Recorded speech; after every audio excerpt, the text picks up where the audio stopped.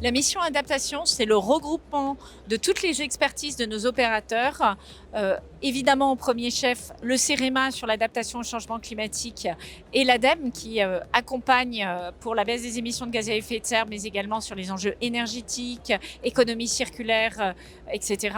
Et auquel on ajoute les agences de l'eau, la mission d'accompagnement à la performance des établissements de santé et médico-sociaux, l'ANCT et l'Office français de la biodiversité et la Banque des territoires qui est très importante. Ces différents acteurs vont permettre d'accompagner les collectivités locales sélectionnées pour poser leur diagnostic. C'est quoi les risques? Comment on y répond?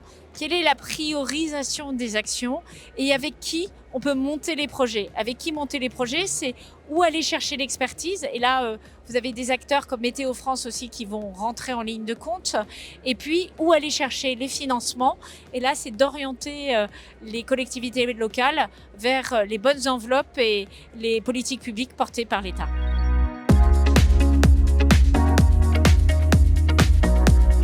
Bien clairement, cette question d'adaptation, elle est aujourd'hui dans la tête de tous les élus locaux, parce qu'ils voient bien les conséquences des tempêtes, des aléas climatiques. Et ce qu'ils nous disent tous, c'est « bah oui, je comprends bien qu'il faut que j'adapte mon territoire, mais comment je fais ?»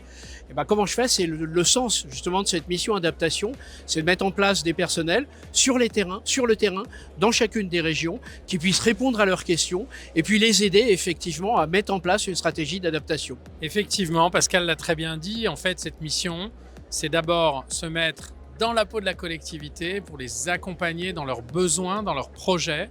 Et nous, opérateurs de l'État, main dans la main, c'est d'essayer d'orchestrer, de leur donner des clés de décryptage et d'orchestrer les solutions pour que ce soit fluide, efficace. Et le dernier point, c'est qu'on va l'expérimenter. Et nous, on croit beaucoup à cette démarche extrêmement pragmatique d'expérimentation qui permet, plutôt que de définir des grandes choses en théorie, eh bien, en pratique, de les mettre en œuvre, d'apprendre de ces expérimentations pour avoir l'offre des opérateurs de l'État, l'offre de l'État la plus performante possible. Eh bien, comme l'a dit Sylvain, on va commencer par 100 premiers territoires. Ce sont des territoires sur lesquels on avait commencé à travailler. Mais très vite, dès le début de l'année 2025, l'enjeu, c'est que tous les territoires soient concernés et que finalement, n'importe quel élu d'un territoire qui a un sujet d'adaptation, qui se pose des questions, puisse contacter justement la mission sur le terrain, dans son chef-lieu de région, et être accompagné pour mettre en place effectivement une politique, les études qui vont bien, les décisions qui vont bien, etc. Et je crois qu'il faut souligner aussi que chaque collectivité, on leur demandera d'avoir un référent et que tout ça, ça fait un monde en réseau.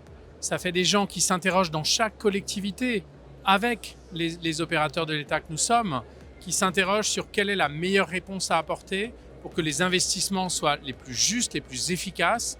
Et donc ce réseau, ce partage d'expérience, ce partage d'expertise, eh bien c'est ça l'enjeu numéro 1 pour réussir l'adaptation.